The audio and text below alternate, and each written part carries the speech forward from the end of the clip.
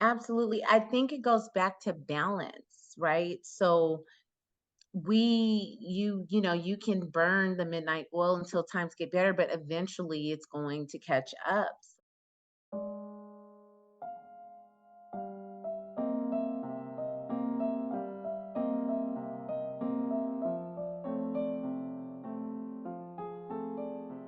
Okay.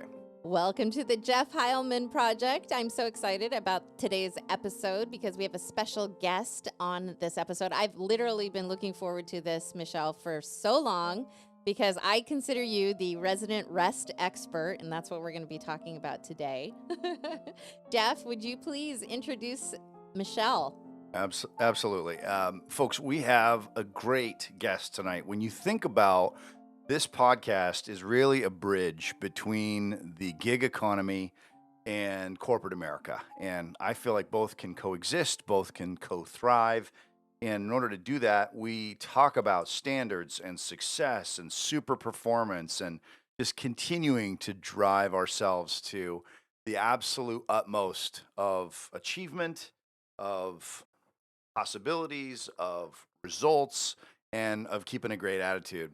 And then every once in a while, somebody comes along and they break all the stereotypes, they take away everybody's excuses, they kick everybody's butt from a performance standpoint. And if they happen to be um, a person of faith and can stay humble, they just become a very attractive human being for anybody who's interested in peak performance and sustained operation at the highest level. So, with that, we have an athlete, an MBA, a business magnate, a volunteer, a person responsible for leading in social change and entrepreneurship to the podcast today, Michele Trail from Denver, Colorado. Welcome. Thank you. Thank you guys so much. I'm so honored to be a part of the project and can completely see why you all have rolled it out. I just love it. We are so grateful to have you here. And if we look at today's theme, which we have themes for all of them, titles, I guess you could say, but what we're talking about really is rest and recovery. But before we get into rest, let's talk a little bit about your history. It's fascinating, your job history, your education. If you look at right now, you are a senior level strategic. We won't have to talk about the accounts that you cover, but just your title is you cover a very famous set, a small set of accounts that if we mention the names of them today, and we won't do it, you represent those accounts for a large Fortune 100 software manufacturer, correct? Correct. And in your past, you also worked for ADP. And then what I didn't realize until I did a little research on this is that you and I both have a background in staffing and recruiting when you spent time at Lee Hecht Harrison while you were finishing. And you actually finished your education while you were working full time. Is that right? I did. I finished my MBA while working for the career management firm, which is a career transition firm focused on helping people with leadership development, executive coaching, and outplacement services. And talk a little bit about how did you make that transition? Because that's not an easy transition for a lot of people to make, going from staffing and career development to actually getting into working for ADP, selling software, and then working in through the continuous growth into where you are now. Like, how did you make that transition? Yeah, so really, essentially, yes, staffing, but more so when you think about an outplacement services and companies offering a career transition opportunities, it's really them putting another level of care to the employees that work for them. And now there's been some revenue shifts and they have to make this change. So when you come to the placement services, you're saying, hey, am I doing what I did before? What do I need to strengthen from a resume standpoint, from a career standpoint? And really, the impact for me was I was there working straight out of college. So I was business operations manager, started as associate business manager. The person that hired me, I ended up taking their job within about 6 to 8 months of that role. And it was mainly because, there was just shift. I worked there as temporary, straight out of college, was doing it as a temp job before I went back to go getting my MBA. And it was, a year where there was going to be some changes. Companies were possibly making shifts. My undergrad was in business management, so it just made sense. So it was right in my field.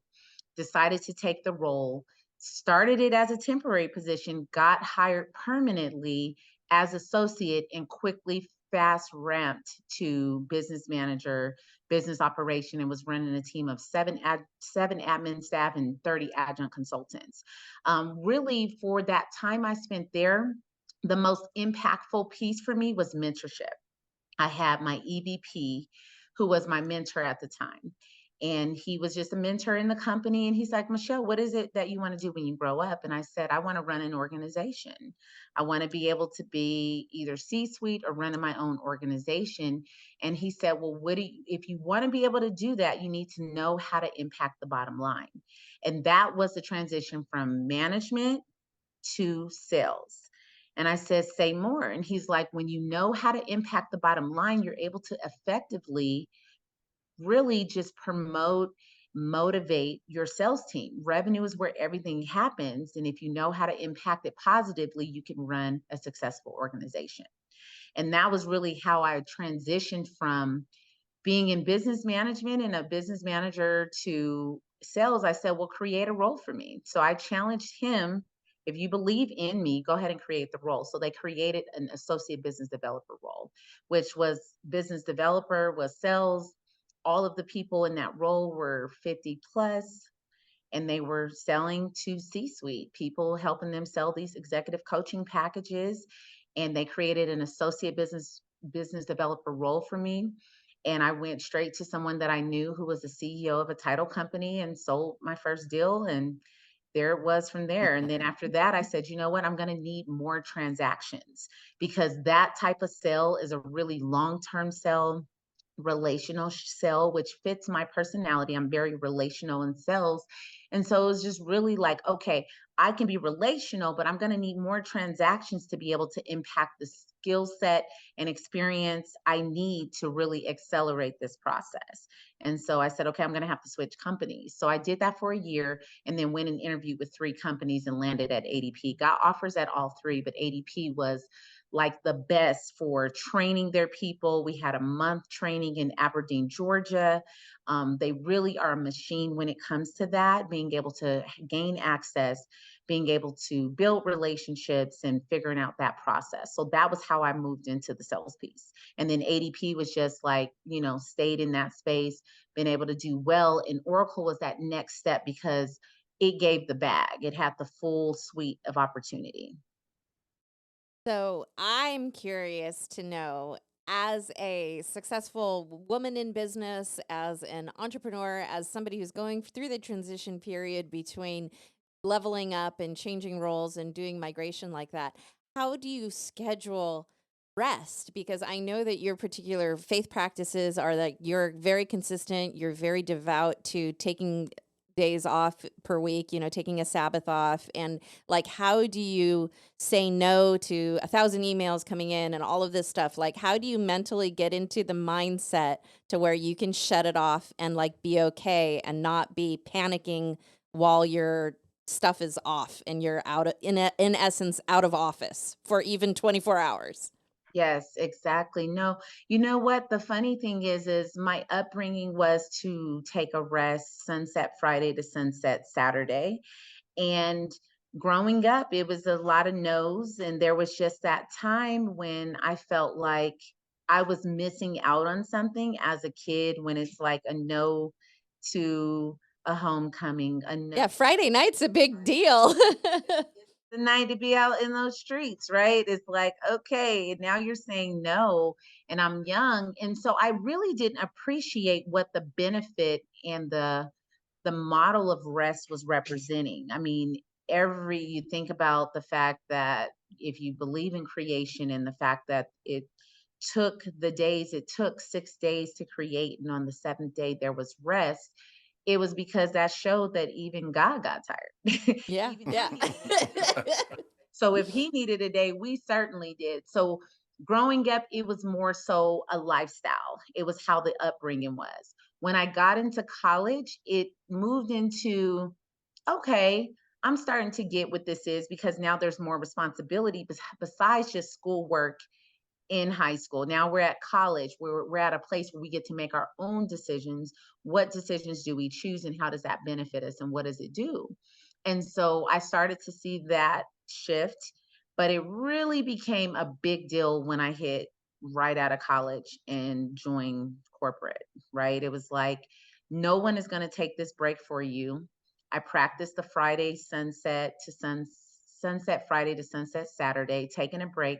That's family time. That's generally when, if I haven't seen my parents all throughout the week, that would be the time. If I haven't been able to sit down with the husband all throughout the week, that's definitely the time where we're catching up, reflection on what was happening.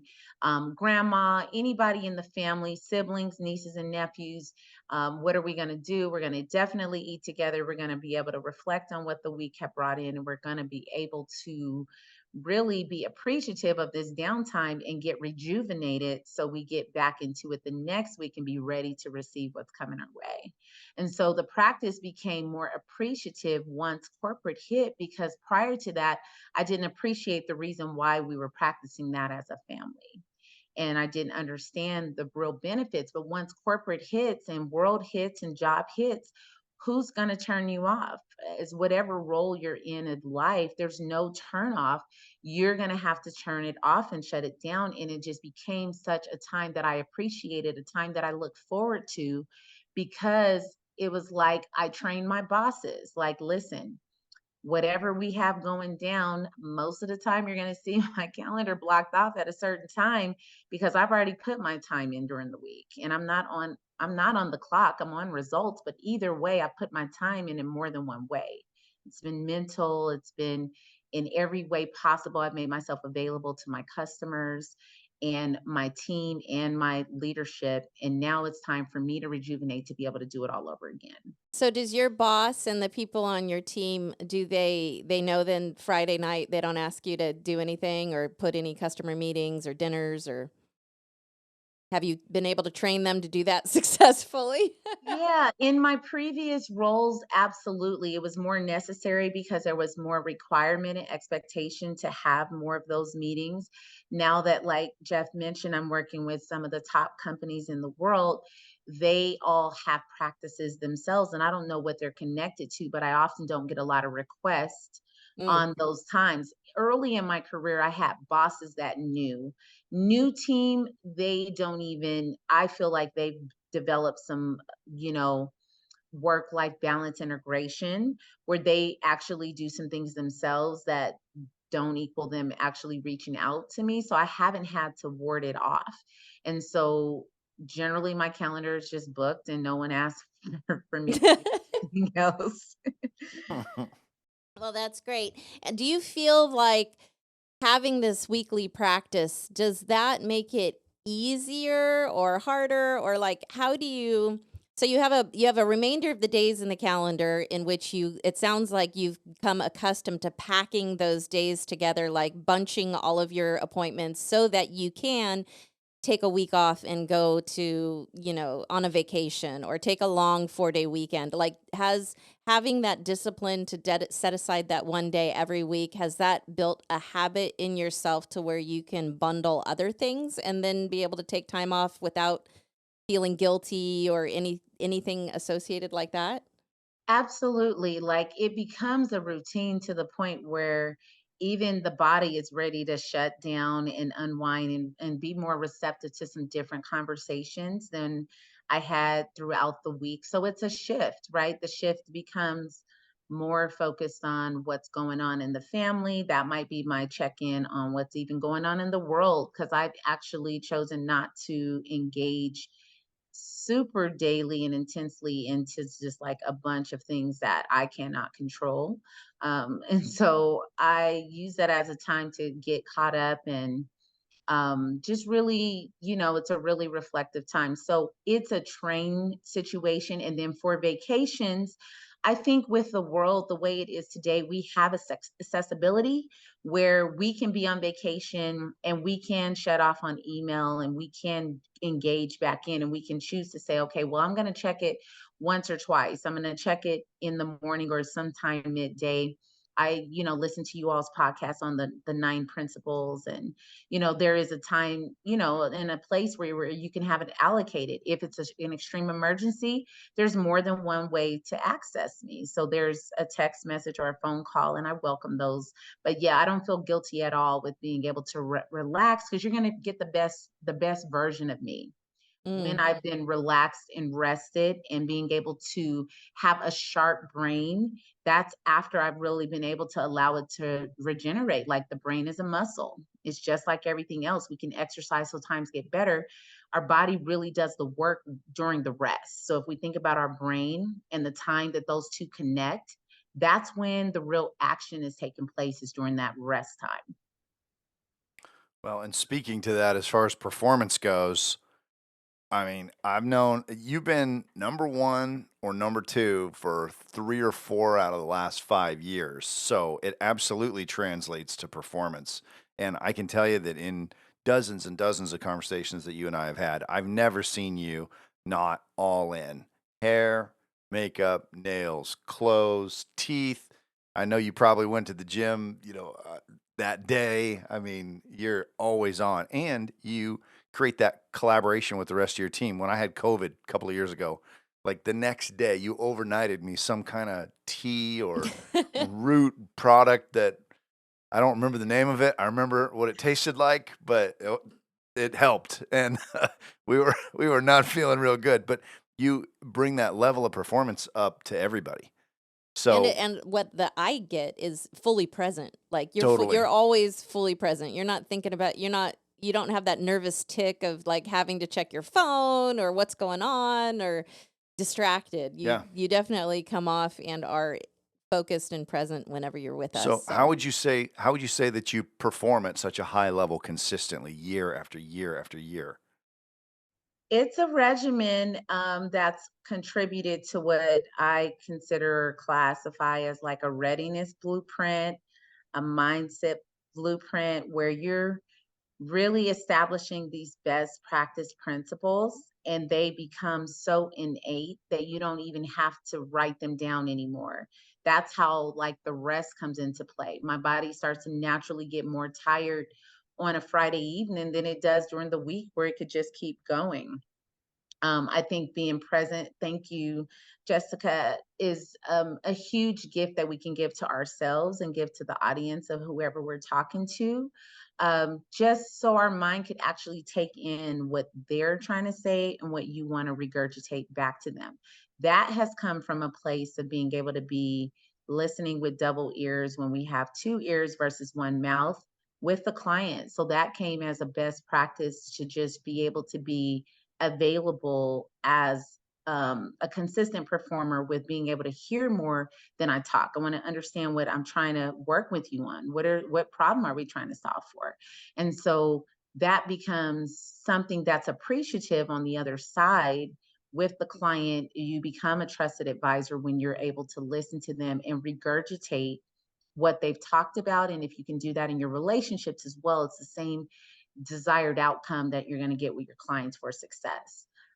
Being able to do something year over year over year is really an intent of a practice that has been a long time space that I've tried to operate in, and not even knowing what the results are, because sometimes Jeff will call me and say, "Hey, how do you think you're going to hit your number?"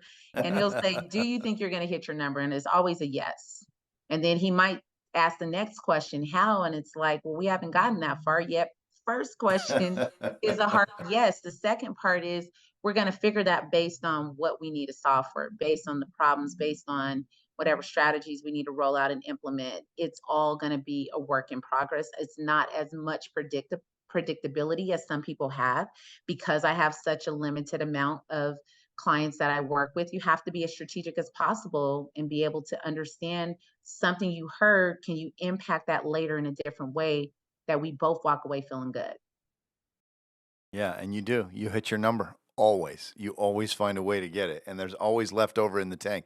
And I think that goes back to rest. There's always something left over in the tank in your territory, because you've always got something left in the tank personally, like your persona and your consistency and being present and listening. And that just seems like the theme that runs throughout everything that you've done, from the volunteer work that you do, your causes that you support, your family that you help support in a variety of different ways, both fiscally and emotionally and spiritually, the job that you do at work, the volunteer work that you do, your education. I mean, that's the theme is, and that was kind of one of the questions I had here set up for in my preparation for this is what's the theme that runs through Michelle's success? And it sounds like there's always more in the tank. I like that analogy. And you're right, the rest is consistent because we have to be able to have some sort of practice that builds us up, right? I mean, if the cup is constantly pouring out, what's pouring back in it, and that opportunity of rest is certainly a recipe for pouring in. So then you have the ability to give back out. And then from a consistent standpoint is if you're true to like you, I heard another talk that you talked about with the values, where they're aligned, like what are you consistently showing up as, right? What's consistent to you that people could say, I could always count on this specific thing. When you tap into that, the rest can fold around that. And so having a strong value-based system, and like you said, you don't have to share those with everyone, but just knowing yourself, like what those values are, being clear about why you are here on this earth, what your purpose is, and being able to like walk in that confidently is something that like I completely own and stand by as a contribution to consistency. Well, I love what you have to say about she always meets her number and there's extra in the tank because she's always got extra in the tank, and that just immediately brought back to me that adage, you can't give away what you don't have. And so if we're trying to give away rest, if you're trying to give away, I mean, let's be honest, you're in sales, you're trying to give away peace of mind. I mean, you're selling a product, but that product, if you're a professional salesperson, brings your client peace of mind. It answers problems. It brings them a confidence that they can trust their system so that they can go away and they can create more things. They want to be able to trust their system that you're selling them so that they can go expand their business and go do other things and have bigger territories. So if you're trying to sell something to somebody and you're not rested and you don't have anything to give and you're empty all the time, then the customer's probably not going to buy. Why Well, it's would going to they be why more would they buy? difficult. It's going to be more difficult to convey that sense of certainty that creates the winner's Right. edge Yeah. in closing. And customers they don't operate in the sense of certainty. I would say that's probably the biggest difference from being on the buying side versus being on the sell side. Mhm. People in sales, if you're really good, you have to operate with a very gentle, contained enthusiasm and be able to convey that sense of certainty subliminally, consistently, day in and day out, related to the product, related to the strategy, related to the budget. And the customers are counting on you to do that. And I can't tell you the number of times that I've had customers yelling, screaming, jumping up and down, standing on their head, doing whatever they got to do to try to break my sense of certainty. And I don't know how you feel about this, Michelle, but they try to do that. And then after you show them, like, you do whatever you want, like, I'm not breaking because this is what I do. And I've always got more in the tank. Then the deal ends up closing and then they say, thank you. They're like, man, you were great.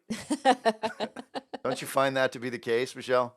Absolutely, because it didn't feel like lack, right? When there's the tank Yeah. is Mhm. empty, you're operating from a place of lack and you're not in abundance. You're not in, being filled up, and those things come across. They come Yeah. across with each other, they come across to your clients.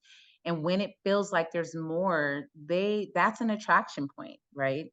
People want to be connected in space where there's abundance. So Jeff, I know that I mean, this is the ninth week of, well, it's technically the 10th week, but this is the This is nine week. disciplines. This is This 11. is the last This will be one. week 11. This is the last daily discipline, and it's regarding recreation. On your checklist, are there some things that you have per day? Like for me, my checklist is with 7 kids and a husband. I have to be awake at 4:30 in the morning because my household wakes up at 7 in the morning. So if I'm going to have any time for myself to do anything, like read a book or pray or anything, like I've got to be up Yeah. before the crows do, and that's just something I've become accustomed to. So do you have something on your Well, I checklist was actually going to regarding? ask, I Because do several of them. I'm going to ask the question So to like I was going to both. ask Michelle about talk about health and lifting, Okay. specifically lifting weights, because I've seen that you got a home gym and you got the weights and you got the trainer showing up. Are you up at 4:30 in the morning too, Michelle? I know you're Not up early. not anymore, but my trainer will attest there were years that I did 5 Yeah. and I was up at 4:30 to get to the 5 o'clock session, did 15 minutes of throwing on an outfit, brushing my teeth, and then the other 10, 15 was driving and getting to the gym and then doing a Spark as a pre-workout amino acid drink to be able to go lift heavy. Um, Now I do a later workout, still in the morning, still in the 7-ish time frame. So it's right before, and it's a practice to basically get that session in. But before then, that's not when I'm waking up. So there's obvious like you, I don't have the 7 children and the Yeah. whole, you're like you're the Proverbs 31, you're out there getting it in. I don't have that full rundown, but I do have to be able to give my brain a chance to get jump start and figure out, what download am I getting that I need to respond to. And once I've gotten that piece of the morning structure off the table, then it's straight to my trainer. He's either if there's a time when he needs to challenge me more, he has me come into the gym. If not, he's at the gym that I have at the house. Lifting heavy was a shift for me. When I noticed a shift in results and being able to release quicker, it was really in lifting heavy. So a lot, and Yep. it's not a long time. My sessions are 30 minutes. Um, and we're going to get high reps in that period of time. So it could be 5 sets, it could be 100 of something, and I'm leaving that Mm, session with 500 to 700 reps done by the time mm, 30 minutes has hit. It's a great release, and it just seems like my body and mind respond more to it, even if it's my mind responding at that moment.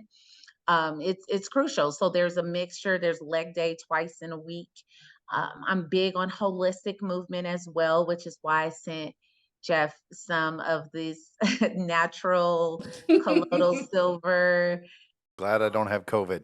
berry, some golden seal. There's going to be some stuff up in there, but Yep. I believe that we were given everything we need from a healing perspective. I believe that Hmm. we have it.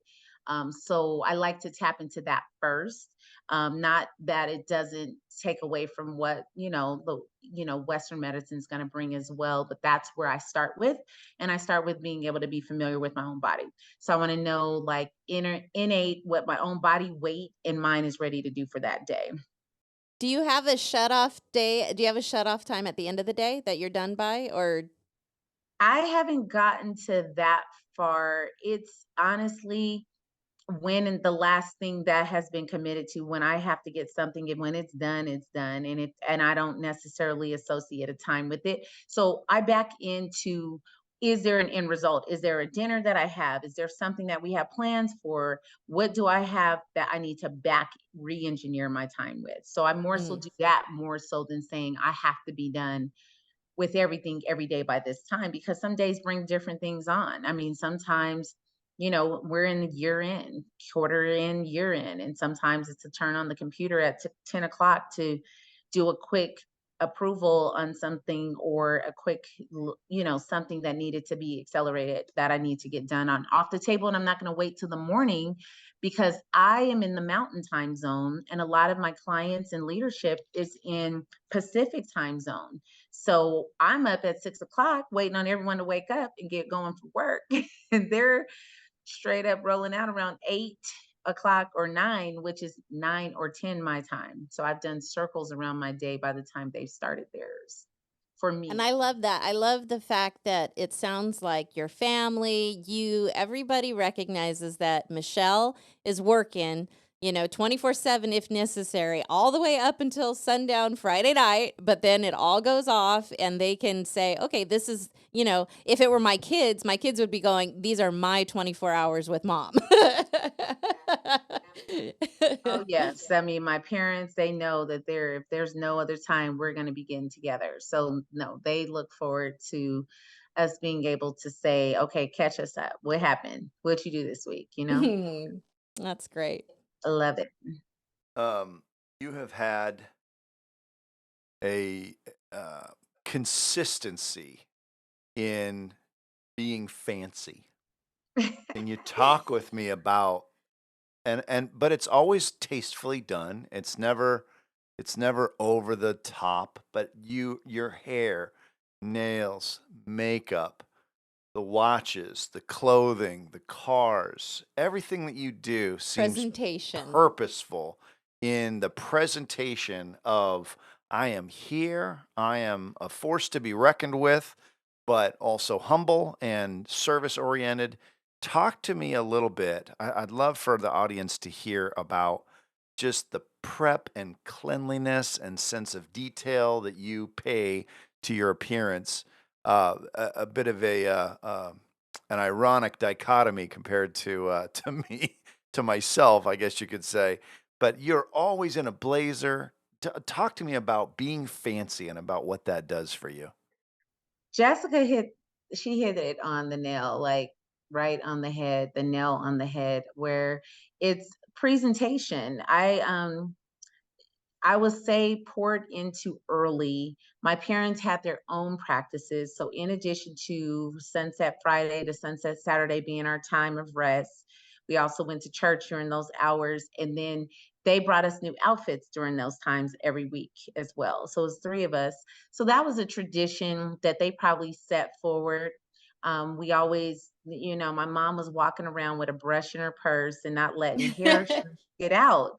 My other mama at church, she used to say, "Your mama just will not let your hair get out of place." She's like, she's right there behind you. So I believe that got like triggered in from the family. Maybe it's a PSTD thing. I don't know. PSTD, because they definitely were like partnership in that.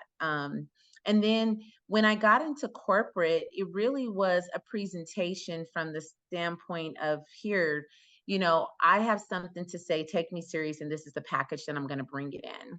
And then, from there, I also have a love for, like in fashion and, liking nice things. And the nice things really came from a reward to attachment to a deal, to a success, to a close. So it wasn't just buying just to buy. It was like, okay, I could attach this with this deal, this with that. And it became a practice of not just being able to work and have a check that's assigned to work, right? It became Right. attached to now I could say I'm also working for a celebratory or reward piece or something to connect to.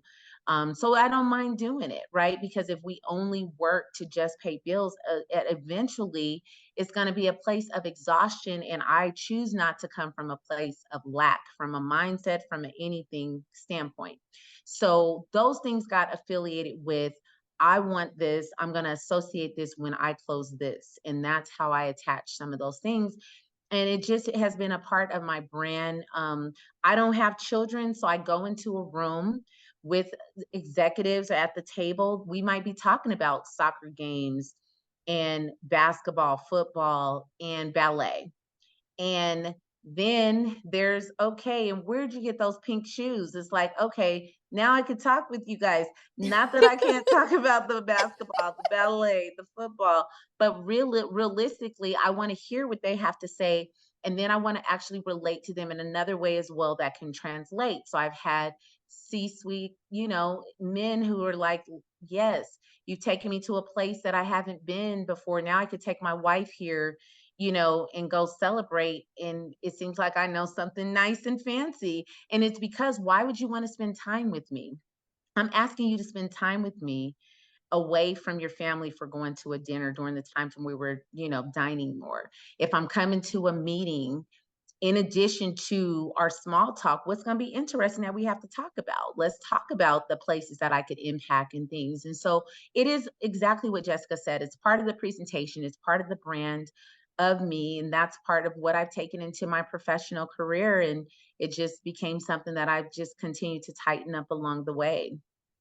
Well, Jeff knows this, but I call it Rewardivation, it's my motivation. I am very reward motivated. And so I'm like, what is my rewardivation for this thing? What am I going to get out of this task when you have continuous, it could be as simple as continuous chores that you have to do, like dishes, like maintaining a household with 7 children in it. Like, what's my, if I'll play games with myself, like, if I manage to do the dishes every single night before bed for 30 days in a row, then I'm gonna get a new something or other, like what is the power of habit? How can I help change these potentially negative habits with rewardivation so that I can just motivate me to get off my butt and go do something that seems particularly hard or unpleasant?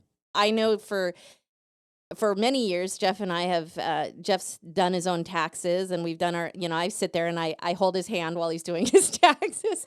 But I'll say, hey, babe, I know you don't necessarily want to do this. This is one of those terrible tasks, but I'm going to go to Safeway or the grocery store. I'm going to get all your favorite cheese. I'm going to get all your favorite crackers. I'm going to get your charcuterie board going, and we're going to put this out, and we're going to get, whatever favorite soda you have or mineral water, and we're going to lay out a spread, and we're going to do these taxes. But while we're doing them, we're going to be eating this amazing spread, and we're going to hopefully make it a little more palatable for our own selves while we're doing it. Yes, I love it. I love it. Rewardivation. Yes, rewardivation. I love that. I'm gonna have That's to borrow that. okay. Talk a little bit about volunteering, some of the causes that you're supporting, and what that's done for you in your ability to give back beyond your own performance at work and beyond taking care of your own family.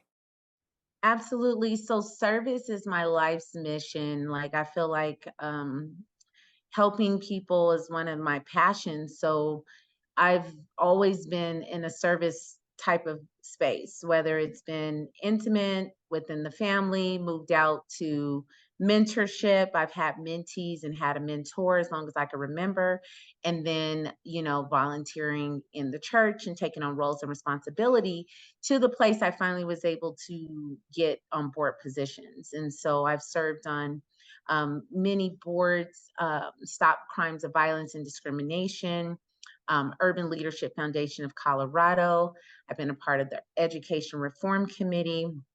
I've been a part of the Clayton Contributes Fund, which is a private members club that has inclusive and exclusive, but because they have the ability to be exclusive, they wanted to have a give back portion. That was the only reason why I joined the membership club, so I could really help impact the community, in a significant way. I've been a part of the CBI, which is Colorado Battalion Inc. That's like a Jack and Jill. It's a place where younger Black kids get their rites of passage and be able to like get a download of who they are. If they didn't get it at home, want to have the community resources to be able to participate into that. Now into our own foundation, which is Trillionaires Foundation. And we're focused on 3 areas: self-efficacy, career development, and financial literacy. And then we're going to move into health advocacy in 2024. And our biggest focus is being able to bring career certifications for the kids and their families in under 12 months. So Trillionaires Foundation will be helping to pay for that and then giving them education so we can help close the wealth gap sooner. Fantastic. And you've mentioned it earlier. I always try to include him in the discussion, but talk to me a little bit about Anthony and about his character and how the work that you do, like I think you guys have a really special relationship in the way that, you're not trying to be bigger or badder than he is, or even though you get a lot of public recognition and you travel a lot for work, you do very well financially. But Anthony is your rock. I mean, he is right there for you and with you. You guys have a lot of rest and relaxation associated with the trips and the travel that you guys do. And he's just as much part of your big, big, big family as you are part of his. Absolutely. Yeah, Anthony, we're college sweethearts, so we're going on 25 years. Woo! um Congratulations. right, thank you. He's actually he's our executive director of the foundation of the board. So of really the whole foundation. He has a kid-like spirit where the kids love Anthony. There's something about them where they're just drawn. So he's served and been a part of like our temperance, which is teaching kids about how to be temperate in all things from drugs, alcohol, premarital sex, and just trying to not expose them too early to things that their mentals might not be able to handle and process in an appropriate way, because mental illness is such a, prevalent part of the kids, in this time in space. He owns his own company in HVAC, heating, ventilation, and air condition. So trade is a big part of what we want to roll out, and just being able to offer multiple ways to be able to get to that career. We love education. I'm a big proponent of it, but I feel like there's more than one way to get to the end goal.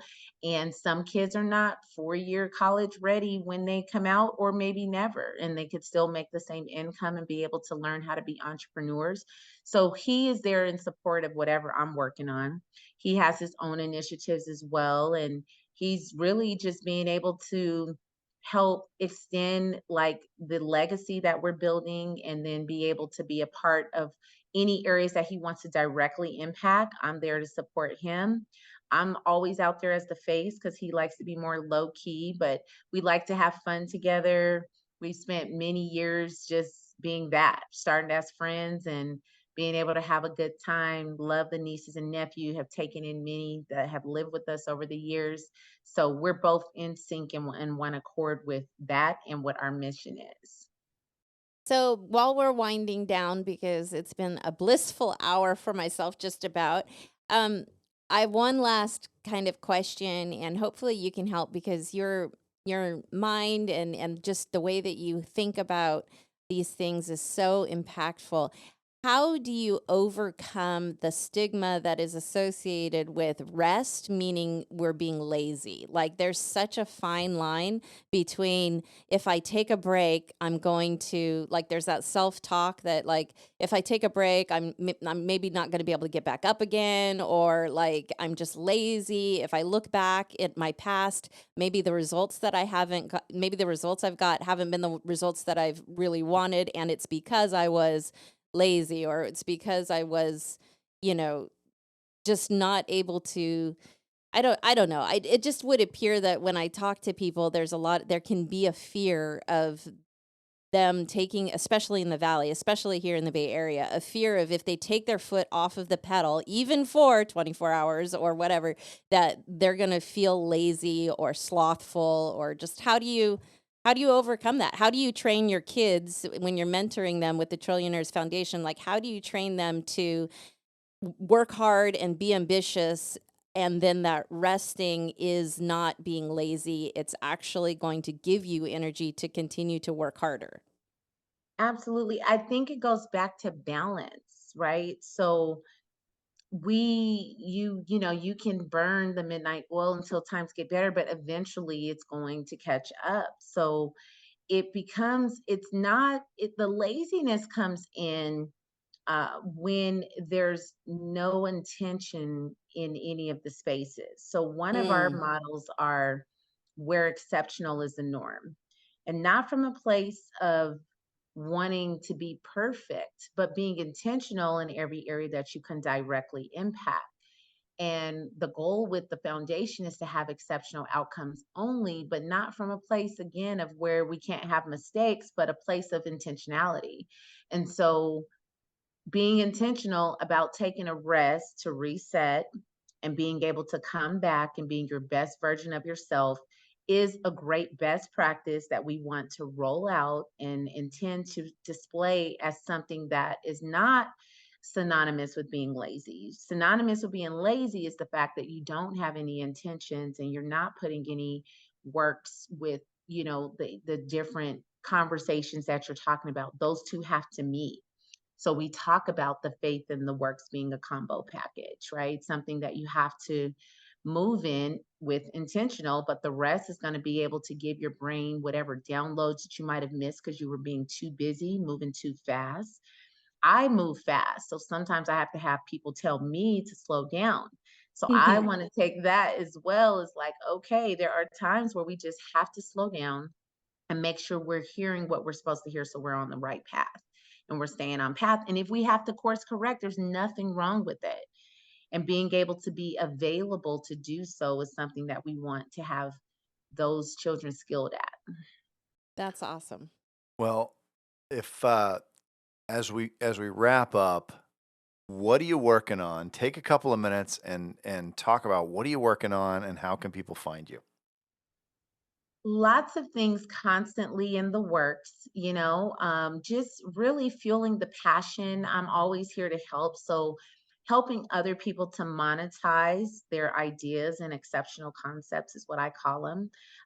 So, really, it's just how do you make money from your passion, your purpose? I love what you two are doing. That's another example. And I call that an exceptional idea or concept.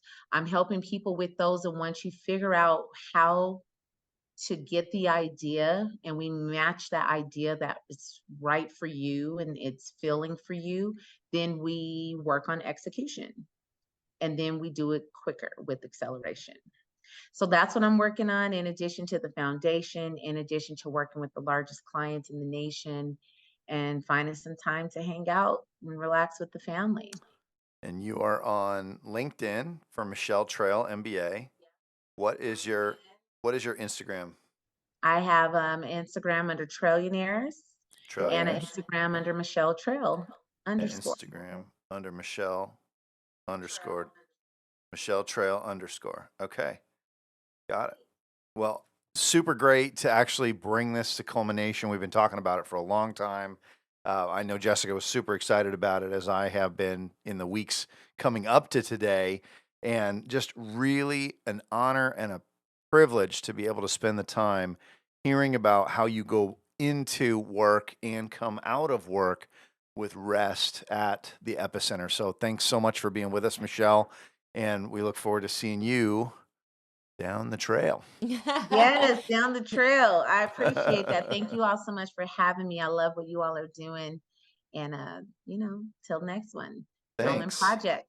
Hey, let's go.